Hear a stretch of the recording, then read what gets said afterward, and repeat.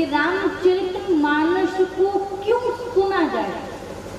भाई रामचरितमानस के सुनने के भी तो कोई ना कोई फायदे होंगे, बिन फायदे के आप यहाँ बैठने वाले कदापि नहीं थे। बेशक आपके यहाँ कार्ड गया है, लोग शादी में कार्ड तो जाता ही है, खाना खा के चले आते, वो देखते भी नहीं है, लेकिन यहाँ समय देने का अर्थ क्या है।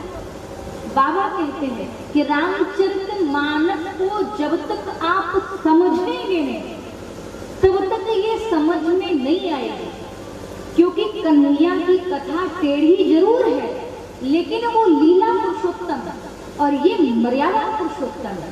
हमें अपने जीवन में क्या क्या कर्म करने हैं ये हमें रामचरितमानस सिखाती है। तो रामचरितमानस को जानना है, हम जानेंगे कैसे। गोस्वामी जी कहते हैं कि ताते रामचरितमानस वर, रामचरितमानस को सुनने के क्या क्या फायदे हैं। गोस्वामी जी पहला इसका वर्णन करते हैं।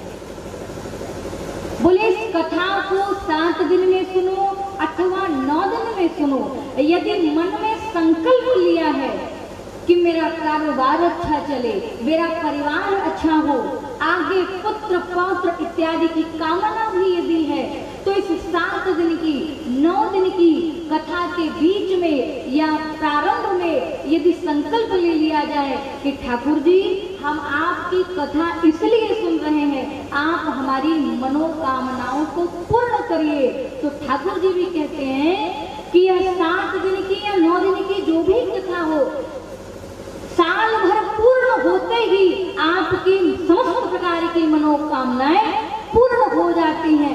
रामचरितमानस की सबसे बड़ा फायदा यही है।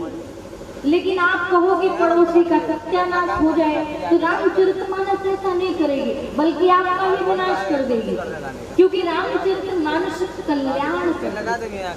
बाबा कहते हैं कि श्रियं देवो मद्भुवा तत्त्वतः श्री रघुनाथ वैश्यतः रामं करोति शब्दः सीतापति नमाम्यहम्। हम उन रघुनाथ जी को प्रणाम करते हैं। कौन से रघुनाथ जी? जो अयोध्या में रहते हैं। अगर अयोध्या वाले राम जी को प्रणाम करते हैं तो देवर्षि नारद जी ने एक बात भगवान श्री हरि से पूछा। ये दृष्टांत विष्णु पुराण का है। देवर्षि नारद जी एक बार वीणा बजाते हुए भगवान श्री हरि के वैकुंठ धाम में पहुंचे और क्या पूछे कि प्रभु आप कहाँ रहते हैं, गोलोक धाम में या अयोध्या धाम में या फिर वृंदावन धाम में, आप कहाँ रहते हैं? भगवान ने कहा नारद, नाहं वसामि वैकुंठे योगिनां हृदयेन च। जो दिन और रात माला जपते हैं मैं उनके पास भी नहीं हूँ और मैं वैकुंठ में भी नहीं हूँ, मैं अयोध्या में भी नहीं हूँ, मैं वृंदावन में भी नहीं हूँ। नारद जी ने पूछा फिर कहाँ रहते हो आप? भगवान ने कहा मद्भक्ता यत्र गायन्ति, जो भक्त मुझे प्रेम से बुलाते हैं मैं उनके पास तत्र तिष्ठामि नारद। हे नारद, मैं उन भक्त के पास एक छोटे बच्चे की तरह भागते भागते उस भक्त की गोद में जाकर के छिप जाता, मैं वो हूं। तो देवर्षि नारद जी ने कहा प्रभु एक बात बताइए, वो जो गोपियां दिन और रात आपकी सेवा करती हैं क्या आप उनके पास नहीं हैं? भगवान ने कहा वंदे नंद स्त्रीणां पादरेणु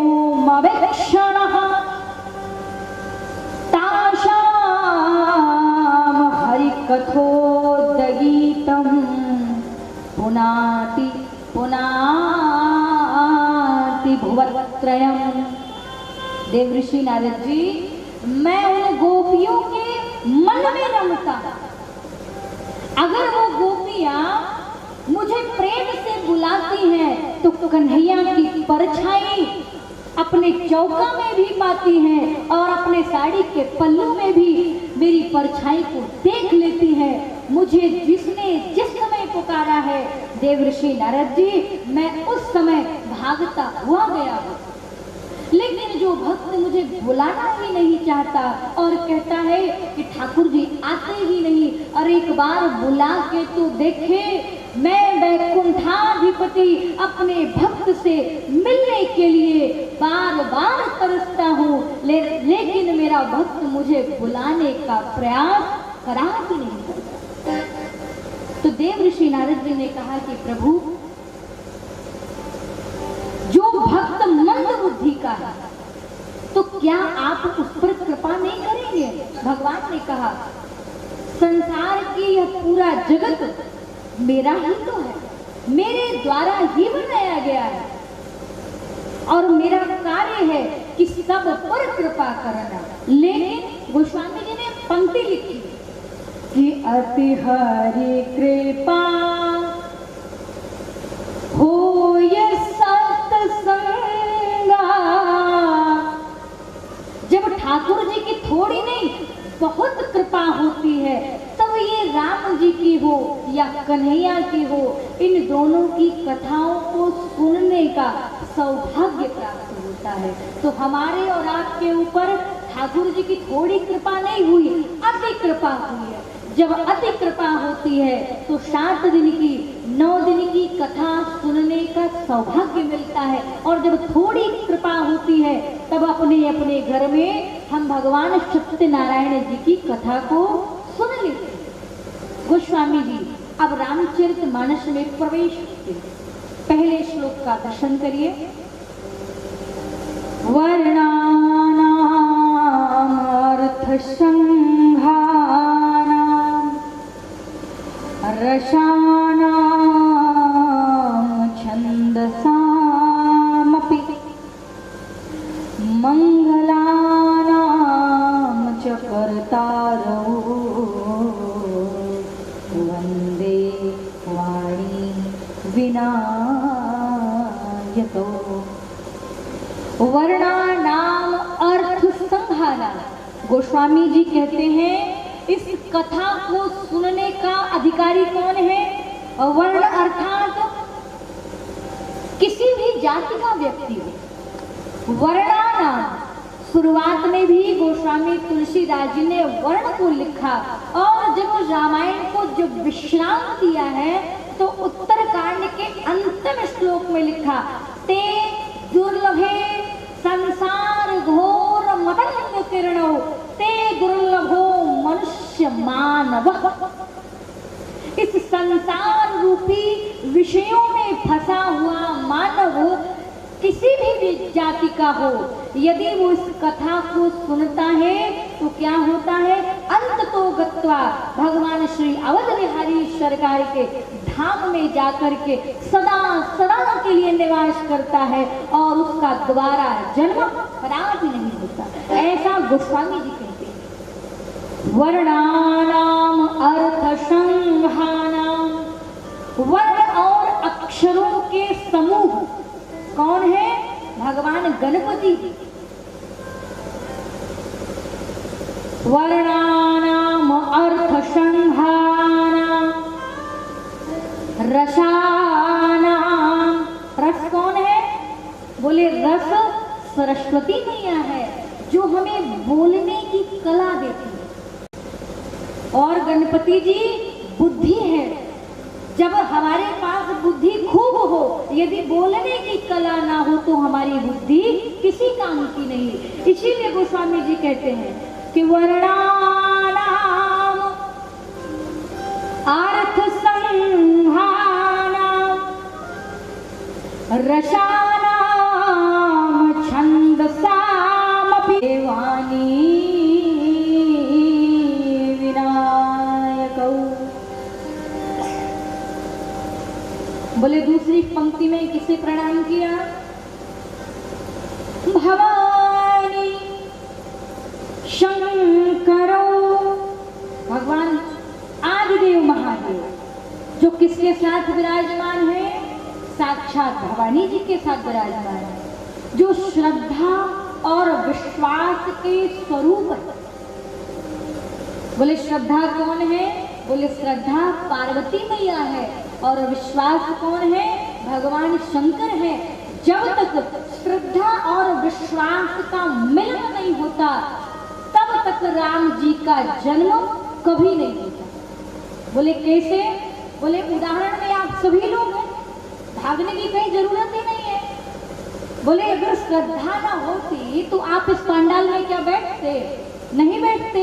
और यदि राम जी की कथा पर विश्वास ना होता तो आप इतना समय दे करके कभी भी नहीं बैठते, क्योंकि यहाँ सभी व्यापारी हैं, सबका अपना अपना बिजनेस है, कोई खाली नहीं है।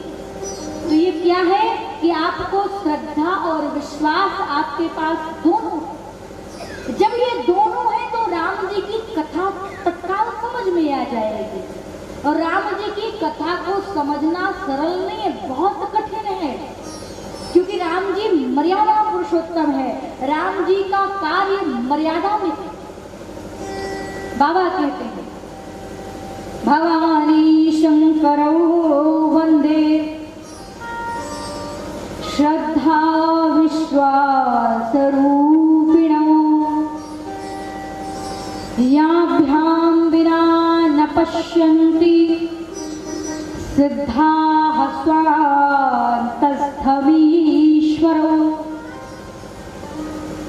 वन्दे बोधमयं नित्यं गुरु शंकर रूपिणं। गोस्वामी तुलसीदास जी ने रामचरितमानस में गुरु किसे बताया? भगवान शंकर को। वंदे बोधमयं नित्यं गुरुं शंकर रूपिणं, यमाश्रितो हि वक्रोऽपि चन्द्रः सर्वत्र बन्धेत। बोले गुरु कैसे हुए? गोस्वामी तुलसीदास जी कहते हैं कि यह जो दृष्टांत है, जो कहानी है, ये हमारे रामायण में नहीं मिलेगी, ये अन्यत्र रामायण में मिलेगी। बोले क्या? एक बार की बात है, चंद्रदेव को एक बार राहु नाम के ग्रह ने परेशान किया। उस वक्त भगवान शंकर से बड़ा कोई गुरु नहीं था।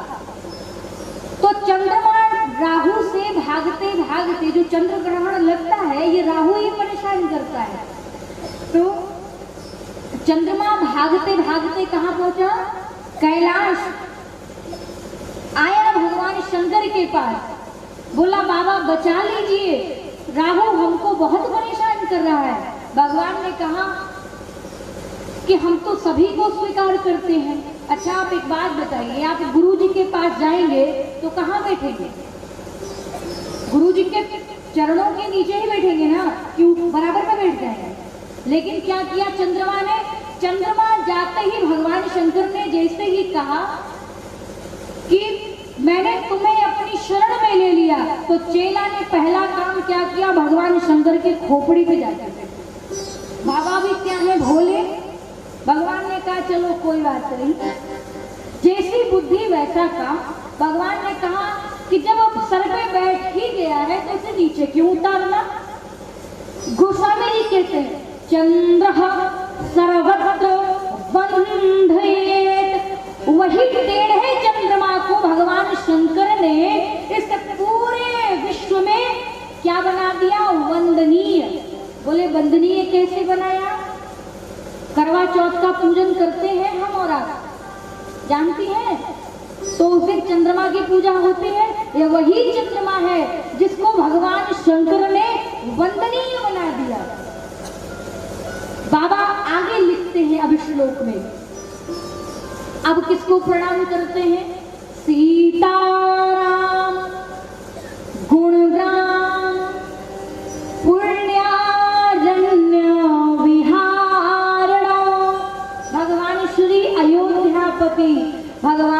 राजा रामचंद्र जी को गोस्वामी तुलसीदास जी प्रणाम करते हैं, जो वन वन विचरण करने वाले। वंदे विशुद्ध विज्ञान कवीश्वर कपीश्वर। सीताराम जी को प्रणाम करने के बाद गोस्वामी तुलसीदास जी ने भगवान श्री राम जी के मित्र को प्रणाम किया। राम जी के मित्र कौन है? सुग्रीव जी। सुग्रीव जी को प्रणाम किया, क्यों? वे कवीश्वर है। फिर इसके बाद कपीश्वर। कपीश्वर में कौन है? हमारे हनुमान जी। हनुमान जी को प्रणाम किया। इसके बाद गोस्वामी तुलसीदास जी ने माँ जानकी मैया को प्रणाम किया। उद्भव स्थिति